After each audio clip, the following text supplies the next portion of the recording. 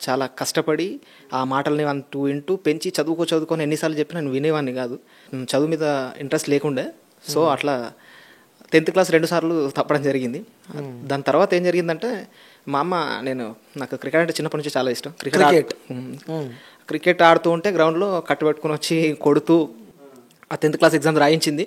So అలా pass అవ్వడం జరిగింది. ఓకే. అలా 10th పాస్ అయిన తర్వాత మనకి ఎందుకులే అని లైట్ తీసుకుంటున్న టైంలో నేను ఒక అమ్మాయిని ప్రేమించాను. నాది లవ్ మ్యారేజ్. సో తన్ని ఇష్టపడ్డప్పుడు తను చెప్పిందనమాట, ఖచ్చితంగా నేను చేసుకుంటాను, బట్ కాకపోతే ఏదో ఒకటి కావాలి కదా, దాని గురించి నువ్వు ఏం చేస్తావు నా కోసం అని అంటే, అప్పుడు మనకున్న 10th క్లాస్తో మనం ఏం చేస్తే బాగుంటుంది, మనకున్న 10th క్లాస్తో మనం జాబ్ ట్రై చేయాలి, ఏం చేస్తే బాగుంటుంది అన్నప్పుడు నా మైండ్లోకి ఆర్మీ వచ్చింది. నాకు చిన్నప్పటి నుంచి ప్యాషన్ చేయాలని. కాకపోతే ఏంటంటే మనం చేయగలమా, ఆ రన్నింగ్ మనం క్లియర్ చేయగలమా, ఆ ఎగ్జామ్ క్లియర్ చేయగలమా ఒక డౌట్ ఉండే. బట్ అమ్మాయి కోసం ఖచ్చితంగా చేయాలని ఫిక్స్ అయ్యి ఒక ఇన్స్టిట్యూట్కి వెళ్ళడం జరిగింది. ఆ ఇన్స్టిట్యూట్ గురించి నేను చెప్తా. 10th క్లాస్ 2 times ఫెయిల్ అయ్యారు, బట్ ఆ ఇన్స్టిట్యూట్కి వెళ్ళినాక ఆ ఇన్స్టిట్యూట్ మొత్తానికి టాపర్ మీరే అంట. అవునవును. ఎస్. అప్పుడు ఆ బ్యాచ్కి, ఆ బిఎస్ఎఫ్ అంటే మేము రాసిన ఎగ్జామ్కి హైయెస్ట్ మార్క్స్ నాకే రావడం జరిగింది. అప్పుడు నేను చాలా సంతోషంగా ఫీల్ అయ్యాను. ఇన్స్టిట్యూట్ వాళ్ళు కూడా అసలు సాధారణంగా ఇన్స్టిట్యూట్ అంటే చాలామందికి నిజంగా ఈ స్టేజ్ మీద నేను చెప్పాలనుకుంటున్నాను ఏంటంటే, ఆ ఇన్స్టిట్యూట్లో చాలామందికి ఫీజెస్ తీసుకుంటారనమాట. ఇంత అని ఒక ఫీజు ఉంటుంది. కానీ ఢిల్లీ డిఫెన్స్ అకాడమీ అని సతీష్ రెడ్డి సార్, కరీంనగర్లో ఉంటుంది డిఫెన్స్. నేను పడ్డ కష్టాన్ని, నా స్ట్రగుల్స్ని చూసి ₹1 ఫీజు లేకుండా ఫ్రీగా ఫుడ్ పెట్టి నన్ను ఇన్స్టిట్యూట్ నుండి జాబ్తో నన్ను బయటకు పంపించడం జరిగింది. సూపర్. దీని ద్వారా నేను సతీష్ రెడ్డి సార్ గారికి థ్యాంక్స్ చెప్పాలనుకుంటున్నాను. ఓకే. ఆ తర్వాత ఏం జరిగింది అంటే, లైక్ ఆ అమ్మాయి ఏదైనా నీకు కావాలి, లైఫ్లో సెటిల్ కావాలంటే మీకంటూ ఒక జాబ్ ఉండాలని చెప్పడం. సో దాని తర్వాత గట్టిగా కసితోన కొట్టన్నట్టున్నారన్న. అవును, అంతే. నాకు అనిందనమాట. ఇప్పుడు ఓకే, నేను ఒప్పుకుంటాను, కానీ ఇంట్లో వాళ్ళు ఏదో ఒకటి ఉండాలి. సాధారణంగా వాళ్ళు కొంచెం వెల్ సెటిల్ ఫ్యామిలీ, బట్ మాది అసలు నా చిన్నప్పటి నుంచి ఒక గుంట జాగా కూడా లేదు, అంటే ఒక 100 గజాల జాగా కూడా లేని పరిస్థితి. ఫాదర్ లేరు, చిన్నప్పటి నుంచి కష్టపడి అమ్మ పెంచింది. మరి తినడానికి అసలు మా సిచ్యువేషన్ ఎట్లాంటిదంటే, ఆ టైంలో నేను పెళ్లి చేసుకుందాం అనుకున్న టైంలో తినడానికి కంట్రోల్ తెలుసు కదా మనకి, రేషన్ బియ్యం. ఆ రేషన్ బియ్యం వస్తేనే ఓన్లీ ఆ బియ్యం, ఒకవేళ అయిపోతే అవి కూడా మేము పకెట్ నుంచి అరువు తెచ్చుకొని బతికిన రోజులు. వేసుకోవడానికి సరిగ్గా బట్టలు ఉండేవి కాదు, చాలా కష్టాలు. ఆ టైంలో నాకు అమ్మాయి చెప్పిందనమాట, ఇట్లాంటి టైంలో నీకు ఇయ్యరు కదా, సో నీకు ఏది లేదు ఇవ్వాలంటే ఆలోచిస్తారు కదా, ఏదో ఒకటి ఉంటే మనం ఏదో ఒకటి చెప్పొచ్చు అని చెప్పిందనమాట. సో అమ్మాయి కోసమే కష్టపడి జాబ్ తెచ్చుకోవడం జరిగింది. ఆ జాబ్ వచ్చింది. జాబ్ వచ్చిన తర్వాత జాబ్ అంటే నేను అప్పుడు ఇంకా ప్రాసెస్లో ఉంది. ప్రాసెస్లో ఉన్నప్పుడే వాళ్ళు ఏం చేశారనమాట, నమ్మకంతో, అరే వీడు మా అమ్మాయిని పోషించగలడు అనే నమ్మకంతో నాకు ఇవ్వడం జరిగింది అమ్మాయిని. లవ్ మ్యారేజ్ అయింది అలా. బట్ కాకపోతే ఒకటేంటంటే, అందరికీ ఒకటి ఉంటుంది, ఏమని, ప్రతి మగాడి విజయం వెనకాల ఒక ఆడు. నా లైఫ్లో నాకు 4 ఉన్నారండి. ఆ 4 గురించి నేను ఇప్పుడు చెప్పాలి. ఫస్ట్ మా మమ్మీ, నేను చిన్నప్పటి నుంచి ఏదైనా చేసినా మా అమ్మ నా కొడుకు చేయగలడు అని నమ్మింది. మా అమ్మ. మా అక్క నా గురించి చాలా కష్టపడ్డది. 3 నా భార్య, నన్ను ప్రేమించి మా ఆయన ఏదైనా చేయగలడు అనే నమ్మకంతో ఉంచిన నా భార్య. 4 మా అక్క కూడా నా కోసం చాలా సాక్రిఫైస్ చేసింది. ఈ 4 ద్వారానే, ఈ 4 పిల్లర్ల ద్వారానే ఇప్పుడు నేను ఇక్కడ కూర్చోగలిగాను. సో నేను దీని ద్వారా నేను నా ఫ్యామిలీకి థ్యాంక్స్ చెప్పాలనుకుంటున్నాను. వావ్, సూపర్ అన్న. సో చిన్న కుటుంబం నుంచి ఇప్పుడు చాలామందికి ఫుడ్ పెట్టే స్థాయి కూడా మీరు ఎదిగారని చెప్పి కూడా మీ బిహైండ్ వర్క్ నేను చేసిన కాబట్టి నాకు తెలుస్తుంది. మీ చుట్టుపక్కల వాళ్ళకి చెప్పడం జరిగింది.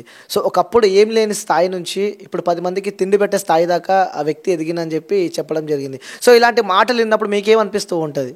అది అంటే ఆ స్ట్రగుల్స్ ఫేస్ చేసి అక్కడి నుండి వచ్చినాను కాబట్టి, అంటే అది నాకు గొప్పతనం కాదండి, నేను అదే అనుకుంటాను. నేను ఆ స్ట్రగుల్స్ ఫేస్ చేస్తూ ఇక్కడి వరకు రావడానికి అవన్నీ చూస్తూ వచ్చాను కాబట్టి నాకు తెలుసు ఆ ప్రాబ్లమ్స్ ఎలా ఉంటాయి. ఇంకోటి ఏంటంటే, నేను ఓన్గా ఒక బ్లడ్ గ్రూప్ని ఒక వాట్సాప్ గ్రూప్ని రన్ చేస్తూ ఉంటాను. నాకు ఎవరు మెసేజ్ చేసినా నేను ఇప్పటివరకు దాదాపు ఒక 15 times వరకు ఈజీగా ఇవ్వడం జరిగింది బ్లడ్. ఎవరికైనా సరే హెల్ప్ చేస్తూ ఉంటాం. ఎవరికి అవసరం ఉన్నా నీట్గా నేను ఇప్పియడమో, లేకపోతే పర్సనల్గా వెళ్ళి ఇవ్వడమో చాలాసార్లు చేస్తూ, నాకు ఉన్నంతలో, నాకు తెలిసినంతలో ఒక 10 మందికి హెల్ప్ చేయాలనేది నేను అనుకుంటాను. సో అందుకే నేను అలా దాని ద్వారా హెల్ప్ చేస్తున్నాను. అది నా గొప్పతనం కాదనేది నా ఫీలింగ్. జస్ట్ అంతే, మనం ఆ ఫేస్ నుంచి వచ్చినాం కాబట్టి ఆ స్ట్రగుల్స్ తెలుసు అంతే. ఓకే. సో ఇప్పుడు గుర్తొస్తూ ఉంటాయి అన్న చిన్నప్పటి మెమొరీస్ అన్నీ, మీరు పడ్డ కష్టాలన్నీ గుర్తొస్తుంటాయండి. నేను చెప్తున్నాను కదా, అదే ఇంతకుముందు కూడా చెప్పాను. మేము పడ్డ కష్టాలు, ఆ రేషన్ బియ్యం దగ్గర నుండి అసలు ఆల్మోస్ట్ ఆల్ నా మ్యారేజ్ అయ్యేంత ముందు వరకు మొత్తం ఇవే స్ట్రగుల్స్. వన్స్ ఎప్పుడైతే నాకు మ్యారేజ్ అయిందో ఆమె లెగ్ పుణ్యమా లేదా ఏదని తెలియదు, బట్ అప్పటి నుండి నా లైఫ్ మొత్తం యూటర్న్గా చేంజ్ అయ్యి చాలా వరకు అప్పటికి ఒకసారి వెనక తిరిగి చూసుకుంటే అసలు నేనేనా ఈ 6-7 ఇయర్స్ బ్యాక్ ఉంది నేనేనా అని నాకే అనిపిస్తుంది, నా మీద నాకే అనిపిస్తుంది నేనైనా నేను చేస్తుందని. Okay, done. సో ఈ ఆర్మీ విషయానికి వస్తే ఎక్కడ ఫస్ట్ పోస్టింగ్ ఎక్కడ వచ్చింది మీకు? నేను ఫస్ట్ ట్రైనింగ్ వచ్చి హజారీబాగ్ జార్ఖండ్లో చేశానండి. జార్ఖండ్లో ట్రైనింగ్ చేశాను. ట్రైనింగ్ చేసిన తర్వాత ఫస్ట్ పోస్టింగ్ వచ్చి గుజరాత్ బార్డర్లోనా? గుజరాత్ బార్డర్లో, ఇండియా పాకిస్తాన్ బార్డర్లో ఫస్ట్ చేయడం జరిగింది. దాని తర్వాత ఇప్పుడు ఇండియా బంగ్లాదేశ్ బార్డర్ పశ్చిమ బెంగాల్లో చేస్తున్నాను. ఓకే, సో ఎలా ఉంటుంది ట్రైనింగ్? చాలా మందికి డౌట్, ఆర్మీ కావాలంటే చాలా ఇబ్బందులు ఉంటాయి, చాలా ట్రైనింగ్ ఉంటాయి, చాలా స్ట్రగుల్ ఉంటాయి, చాలా కష్టాలు ఉంటాయి అని చెప్పి చెప్తారు కదా. సో ట్రైనింగ్ ఏ విధంగా ఉంటుంది? ఒక వ్యక్తి ఆర్మీ ట్రైనింగ్కి వెళ్ళాలంటే సో ఆ వ్యక్తి దగ్గర ఎలాంటి క్వాలిటీస్ ఉండాలి? క్వాలిటీస్ అంటే అండి, ఫస్ట్ ఆఫ్ ఆల్ మీరు అడిగిన దానికి కష్టం ఉంటుంది కదా అని, లైక్ కష్టం ఉంటుందండి ఖచ్చితంగా. ఎందుకు అని అంటే రేపొద్దున ఎవరైనా ఏదైనా ప్రాబ్లం వచ్చినప్పుడు నువ్వు దాన్ని ఎలా ఫేస్ చేయగలుగుతావు, అదే కదా. ఫస్ట్ నువ్వు ఫేస్ చేయలేనంత నువ్వు స్ట్రాంగ్గా లేనప్పుడు జాబ్కి ఫిట్ కాదు. సో వాళ్ళు ఆ ట్రైనింగ్లో అదే నేర్పిస్తారు. ట్రైనింగ్లో ఏముండదు, జస్ట్ ఇదే అంటే నువ్వు ఏదైనా ప్రాబ్లం ఎదురైనప్పుడు నువ్వు దాన్ని ఎలా ఫేస్ చేస్తావు అనేది ప్రాబ్లం. దానికి వాళ్ళు మమ్మల్ని ఫిట్గా చేశారు. దాంట్లో ఉంటుంది, ఎందుకంటే మనం చిన్నప్పటి నుంచి ఫిజికల్గా అంత ఫిట్గా ఉండం కాబట్టి అక్కడికి వెళ్ళిన తర్వాత కొంచెం స్ట్రగుల్స్ ఉంటాయి. బట్ కాకపోతే ఏంటంటే దాని తర్వాత లైఫ్ని నువ్వు నీ బాడీని ఒకసారి వెనక తిరిగి చూసుకుంటే అప్పటికి చాలా చేంజెస్ వస్తాయి బాడీలో. ఓకే, సో ట్రైనింగ్ తర్వాత ఓకే, సో ఫస్ట్ పోస్టింగ్ వచ్చినప్పుడు మీ ఫీల్ ఏంటి? లైక్ అంటే బార్డర్కి వెళ్ళినప్పుడు, ఇండియా పాకిస్తాన్ బార్డర్కి వెళ్ళినప్పుడు, ఎందుకంటే మనం చిన్న ఉన్నప్పటి నుంచి వింటూనే ఉంటారు ఇండియా పాకిస్తాన్ బార్డర్ చాలా డేంజర్ ఉంటుంది, సో పాకిస్తాన్ వాళ్ళు ఎంటర్ అవుతుంటారు అని చెప్పి కొన్ని సినిమాస్లో మనం చూసాము. నిజ జీవితంలో కూడా మనం చిన్నప్పటి నుంచి ఎప్పటి నుంచో మనం అవి వింటూ ఉంటాం కాబట్టి. సో ఫస్ట్ మీకు ఏమనిపించింది ఇండియా పాకిస్తాన్లో బార్డర్లో మీకు డ్యూటీ వేసినప్పుడు మీకు ఏమనిపించింది? అంటే ఇండియా పాకిస్తాన్ బార్డర్లో డ్యూటీ చేసినప్పుడు ఫస్ట్ రోజు డ్యూటీకి వెళ్ళినప్పుడు నా ఫీలింగ్ ఏంటంటే వెళ్ళి బార్డర్లో నిలబడిన తర్వాత అసలు ఆ ఫీలింగ్ ఎలా ఉంటుందంటే ఎవ్వరు ఉండరు, నిర్మానుష్యమైన ప్రదేశం, బార్డర్కి అటు పాకిస్తాన్ ఇటు ఇండియా. అక్కడ నిలబడితే అసలు అనిపిస్తుంది లైఫ్లో మనం ఏమైనా సాధించాము ఏమైనా చేసామన్నట్టు ఒక బార్డర్లో నిలబడి దేశానికి రక్షగా ఇక్కడ నిలబడుతున్నాం అనే ఆ ఫీల్ ఉంటుంది. ఆ ఫీలింగ్ అసలు మనం ఎన్ని డబ్బులు ఇచ్చినా కొనుక్కోలేం, ఆ ఫీల్ వేరే లెవెల్ ఉంటుంది. ఇంకా నెక్స్ట్ మీరు అడిగిన క్వశ్చన్ ఏంటంటే మనకు ఏదైనా ఫైరింగ్, నాకు తెలిసి అది చాలా రేర్గా జరుగుతుంది. కొంతమంది మాత్రమే అట్లాంటి వాళ్ళు ఉంటారు, వాళ్ళు వచ్చినప్పుడు అలాంటి సిచ్యువేషన్ జరుగుతాయి. నా సర్వీస్లో అయితే నేను అలాంటి ఇప్పటివరకు చూడలేదు. బట్ కాకపోతే ఏంటంటే ఉంటుందండి ఖచ్చితంగా ఒక ఫీల్ అనేది ఉంటుంది.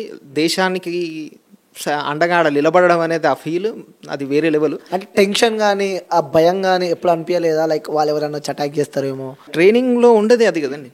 మనకు ట్రైనింగ్లో ఏముంటుంది, ట్రైనింగ్లో నువ్వు ఏ దాన్నైనా ఎలా ఎదుర్కోగలవు అనేదే ట్రైనింగ్. మనకు అక్కడనే నేర్పించినప్పుడు ఇంకా అక్కడ అంత భయం ఏమి ఉండదు. బట్ కాకపోతే ఏంటంటే మనకు కొంచెం మన జాగ్రత్తల్లో మనం ఉండడం ఎందుకని బెటర్ అంతే. ఓకే, సో అక్కడ ఉన్నప్పుడు ఫుడ్ విషయానికి వస్తే ఫుడ్ ఎలా ఉంటుంది అక్కడ మీరు?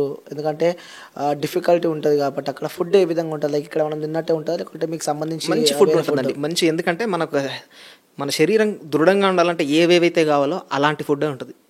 మంచి స్ట్రాంగ్ ఫుడ్ పెడితేనే మనం అలా స్ట్రాంగ్గా గట్టిగా ఉండగలుగుతాం కాబట్టి అది ఉంటుంది. బట్ కొన్ని సిచ్యువేషన్స్ కొన్ని పరిస్థితుల్లో అది చేంజ్ అవుతూ ఉంటుంది కొన్ని పరిస్థితులను బట్టి. బట్ కాకపోతే మంచి ఫుడ్ ఉంటుంది. లైక్ ఎగ్జాంపుల్ చెప్పాలంటే ఫుడ్ బాదం కానీ, కాజు, ఫ్రూట్స్, సలాడ్స్ అలాంటి మంచి ఫుడ్. అంటే ఫుడ్లో కూడా మీట్ అంటే మనకు నాన్ వెజ్ కానీ మీకు అన్ని రకాలుగా ఉంటుంది. అంటే హెల్త్కి ఏదైతే బాగుంటుందో, ప్రోటీన్ అందించడంలో ఏదైతే దోహదపడుతుందో అలాంటి ఖచ్చితంగా మంచి ఫుడ్ మాత్రమే గవర్నమెంట్ ప్రొవైడ్ చేస్తుంది. ఓకే, అక్కడ ఉన్న వాళ్ళకి మంచి ఫుడ్ ఉంటుంది.